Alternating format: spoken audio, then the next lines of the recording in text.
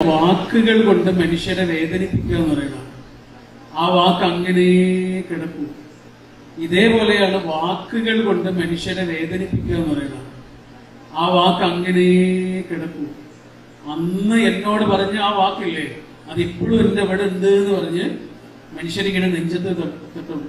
കാരണം അതവിടെ ഉണ്ടാവും. കടലിലേക്ക് കല്ലെറിഞ്ഞത് പോലെ ആ കല്ല് അവിടെ ഇങ്ങനെ കിടക്കുന്നുണ്ടാവും. പക്ഷെ എനിക്ക് നിങ്ങളോട് പറയാനുള്ളത്, ചോദ്യങ്ങളെ ഇല്ലാതാക്കാൻ കഴിയില്ല. ആ ചോദ്യങ്ങൾക്ക് അന്തസ്സുള്ള മറുപടികൾ ഉണ്ടാക്കാനേ നമുക്ക് കഴിയും. ഇരുട്ടത്ത് ഉറങ്ങുന്ന ഒരാൾക്ക് മനസ്സിലാവില്ല. 9 മണിയായാലും എണീക്കാതെ കിടന്നുറങ്ങുന്ന ഒരാൾക്ക് മനസ്സിലാവില്ല പുറത്ത് സൂര്യൻ ഉദിച്ചിട്ടുണ്ട് എന്നും അതിന്റെ വെളിച്ചം പരന്നിട്ടുണ്ട് എന്നും ആ കിടന്നുറങ്ങുന്ന ആൾക്ക് മനസ്സിലാവില്ല. അവരെ കണ്ണ് തുറപ്പിക്കാൻ നമുക്ക് കഴിയില്ല. നമുക്ക് ചോദ്യങ്ങളെ ഇല്ലാതാക്കാനും കഴിയില്ല. ചോദ്യങ്ങളെ നേരിടാനേ കഴിയൂ. നിങ്ങളെ വിമർശിക്കാൻ വേണ്ടിയോ വേദനിപ്പിക്കാൻ വേണ്ടിയോ ഇങ്ങനത്തെ വർത്താനങ്ങൾ പറയുന്നവരോട് നിങ്ങൾ ഈ കുട്ടിയുടെ നേരെ ചൂണ്ടിയിട്ട് പറയണം, ഇത് പടച്ചോൻ തന്ന അനുഗ്രഹമാണ്, ഞാൻ സാക്ഷിയാണ്, ഇത് പരീക്ഷണമല്ല. അവരോട് പറയണം, നിങ്ങൾക്കത് മനസ്സിലാവില്ല. അത് മനസ്സിലാകാനൊരു ഭാഗ്യമുണ്ട്. ആ ഭാഗ്യം നിങ്ങൾക്ക് കിട്ടിയിട്ടില്ല. ശരിക്കത് മനസ്സിലായിട്ടുണ്ട്. ഇത് പരീക്ഷണമല്ല, ഇത് അനുഗ്രഹമാണ്, ഞാൻ സാക്ഷിയാണ്. മനുഷ്യന്മാരെ വാക്കിനേക്കാൾ നമുക്ക് ബലം തരുന്നത് ഈശ്വരന്റെ വാക്കുകളാണ്, അല്ലേ? അതുകൊണ്ട് നമ്മളല്ല പറയുന്നത്, പഠിച്ചു പറയുന്ന ഒരു കാര്യം പറയാം. ഖുർആനിൽ പറഞ്ഞൊരു വാക്കുണ്ട്, വറബത്തുന അലാ ഖുലൂബിഹിം ഇദ് ഖാമു എന്നാണ് അറബിയിൽ പറയുന്നത്. അവരെഴുന്നേറ്റ് നിന്നപ്പോൾ അവർക്ക് നാം ധൈര്യം കൊടുത്തു എന്ന് പറഞ്ഞാൽ എന്താ? അവർ ധൈര്യത്തോടെ എഴുന്നേറ്റ് നിന്നു എന്നല്ല. അവരെഴുന്നേറ്റ് നിന്നപ്പോൾ ആകാശത്തിൽ നിന്നൊരു ധൈര്യം അവരുടെ മനസ്സിൽ വന്ന് അവരെ കെട്ടിപ്പിടിച്ചു. നമ്മുടെ ജീവിതത്തിൽ ഒരു പരീക്ഷണം ഉണ്ടാവുമ്പോ, ഒരു സങ്കടം ഉണ്ടാവുമ്പോ, ഒരു പ്രതിസന്ധി ഉണ്ടാവുമ്പോ നമുക്ക് ആർക്കും ധൈര്യം വരില്ല. ധൈര്യം പിന്നെ വരിക. നമുക്ക് ആദ്യം വരിക എന്താ? ഈ ഒരു കാര്യത്തിൽ നിന്ന് ഒന്നുകിൽ അതിനെ നേരിടാം, അല്ലെങ്കിൽ ഒളിച്ചോടാം. പക്ഷെ എസ്കേപ്പ് ആകുന്നതിന് പകരം ഞാൻ ഇതിനെ ഒന്ന് നേരിട്ട് നോക്കട്ടെ എന്ന് പറയുന്ന മനുഷ്യരില്ലേ, ആ മനുഷ്യരെ കുറിച്ചാണ് ഈ പറയുന്നത്. ജീവിതത്തെ നേരിട്ട മനുഷ്യരോടൊക്കെ നിങ്ങൾ ചെന്ന് ചോദിച്ചു നോക്കൂ, അവരാദ്യം എന്താ പറയാ? പേടിച്ചു. പക്ഷെ എങ്ങനെയോ ഞാൻ ജീവിച്ചു, ഞാൻ തുഴഞ്ഞ് ഈ ജീവിത പുഴ നീന്തി വന്നു എന്ന് പറഞ്ഞിട്ട് അവസാനം ആ കണ്ണിലുണ്ടാവണ ഒരാർജവമുണ്ട്. അവര് പറയും, ഇപ്പൊ എന്റെ ജീവിതത്തിൽ അതിലും വലുത് വന്നാലും ഞാൻ നേരിടുന്നു. നമുക്ക് നേരിടാനുള്ള ശക്തി തരുന്നത് ശരിക്ക് നമ്മുടെ ജീവിതത്തിലെ ആ പ്രതിസന്ധികളാണ്. സ്നേഹം പറഞ്ഞൊരു സാധനം ഉണ്ടാകുമ്പോൾ നമുക്ക് ഭാരം ഉണ്ടാവില്ല.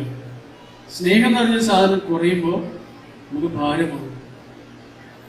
ഒരാൾക്ക് വേണ്ടി നമ്മൾ ഏത് പാതിരാത്രിയിലും ഉറക്കമൊഴിക്കൂലേ? ഒരാൾക്ക് വേണ്ടി നമ്മൾ എത്ര നേരത്തെ ഉണരൂലേ? ഒരാൾക്ക് വേണ്ടി നമ്മൾ എത്ര പൈസ ചെലവാക്കൂലേ? എന്തും ചെയ്യൂലേ? ഒരായുസ് മുഴുവനും കാത്തിരിക്കൂലേ? സ്നേഹം ഉണ്ടെങ്കിലും എപ്പോഴാണോ ആ സ്നേഹം കുറയുന്നത്, അപ്പൊ വിളിച്ചു പറയാൻ തുടങ്ങും കാത്തിരുന്നതിന്റെ കണക്കൊക്കെ. ഇത്ര കാലം ഞാൻ കാത്തിരുന്നില്ലേ എന്ന് പറയും, ഇത്ര ഞാൻ ഉറക്കമൊഴിച്ചില്ലേ എന്ന് പറയും, ഇത്ര ഞാൻ പൈസ ചെലവാക്കിയില്ലേ എന്ന് പറയും, ഇങ്ങനെയൊക്കെ ഞാൻ നിനക്ക് ഉണ്ടാക്കി തന്നില്ലേ എന്ന് പറയും. അതെപ്പോഴാ ഒരാൾ പറയാ? സ്നേഹം കുറയുമ്പോഴാണ്.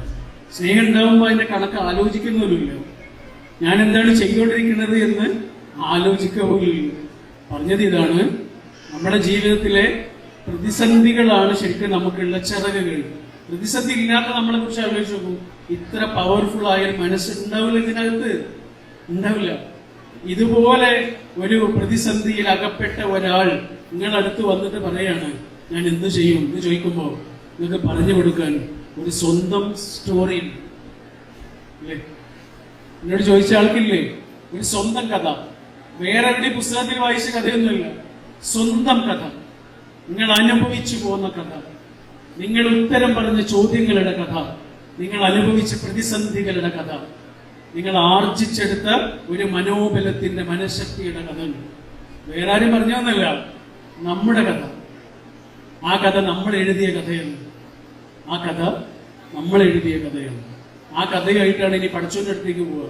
പഠിച്ചോനിങ്ങനെ പിന്നെയും പിന്നെയും പിന്നെയും വായിക്കുന്ന അതിമനോഹരമായ ഒരു ചെറുകഥയുടെ പേരായിരിക്കും നിങ്ങളുടെ ജീവിതം, നിങ്ങളുടെ എല്ലാവരുടെയും ജീവിതം.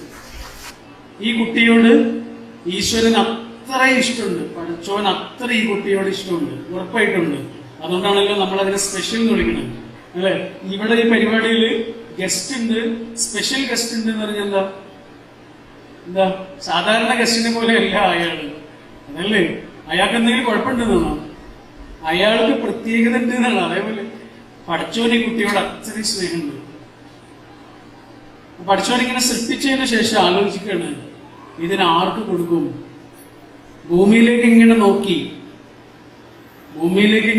ഇതിന് ആർക്ക് കൊടുക്കും?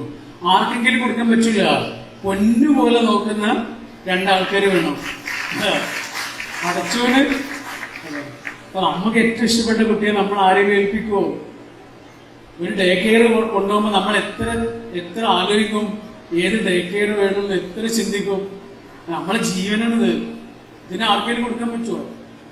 ഇതേപോലെ പഠിച്ചോന്റെ ജീവനായ അത്രയും സ്നേഹമുള്ള കുട്ടിയെ പഠിച്ചോനിങ്ങനെ ഭൂമിയിൽ ആർക്ക് കൊടുക്കണം എന്നിങ്ങനെ നോക്കണം. അങ്ങനെ ആർക്കെങ്കിലും കൊടുക്കാൻ പറ്റൂല. നിങ്ങളുടെ അയൽപ്പക്കത്തേക്കൊക്കെ നോക്കിനു കേട്ടോ, നിങ്ങളുടെ അയൽപ്പക്കത്തുള്ളൊരു വീടില്ലേ, അവിടേക്കൊക്കെ നോക്കിനു. പഠിച്ചോ വിചാരിച്ചാൽ അതൊന്നും വേണ്ട, അവരൊന്നും പറ്റില്ല, ഓരോന്നതിന് പറ്റില്ല, ഇവരെ പറ്റുള്ളൂ എന്ന് പറഞ്ഞിട്ട് നിങ്ങളുടെ വീട്ടിലേക്ക് നോക്കിയപ്പോ നിങ്ങളെ രണ്ടാളെയും കണ്ടു. അപ്പൊ പഠിച്ചോ തീരുമാനിച്ചു ഇവരെ പറ്റും, ഇവരെ ഈ കുട്ടിയെ ജീവനെ പോലെ നോക്കും, ഈ കുട്ടിക്ക് ഈ വീട്ടിൽ നിന്ന് സ്നേഹം കിട്ടും, ഈ കുട്ടിക്ക് ഈ വീട്ടിൽ നിന്ന് കാരുണ്യം കിട്ടും എന്ന് പഠിച്ചോൻ ഉറപ്പിച്ചതുകൊണ്ട് നിങ്ങളെ രണ്ടാളെ ഏൽപ്പിച്ചതാണ് കേട്ടോ. വെറുതെ പറയണല്ല, നിങ്ങൾ തെരഞ്ഞെടുക്കപ്പെട്ടവരാണ്. ഈ തലശ്ശേരിയിലും മാഹിയിലും എത്ര കുടുംബങ്ങളുണ്ട്? അവർക്കൊന്നും കൊടുത്തില്ലല്ലോ. കുറച്ചു കുടുംബങ്ങൾക്കല്ലേ ഈ തെരഞ്ഞെടുക്കപ്പെട്ടവരിൽ ഭാഗ്യമുള്ളവരാകാൻ കഴിഞ്ഞാൽ. ഞങ്ങൾക്ക് ആകെ ഒരു കുട്ടിയുള്ളൂ, അവനിപ്പോ 14 വയസ്സായി. നമുക്ക് രണ്ടാമതൊരു കുട്ടിയെ കിട്ടിയിട്ടില്ല. നമ്മൾ എത്ര ആഗ്രഹിക്കുന്നുണ്ട് എന്നറിയോ, നമുക്ക് കിട്ടിയിട്ടില്ല. നമുക്ക് കിട്ടിയില്ലേ? അതും ഒരു സ്പെഷ്യലായ കുട്ടിയെ പഠിച്ചോണ്ട് തന്നില്ലേ? അത്രയും സ്നേഹം കൊടുക്കൂടെ?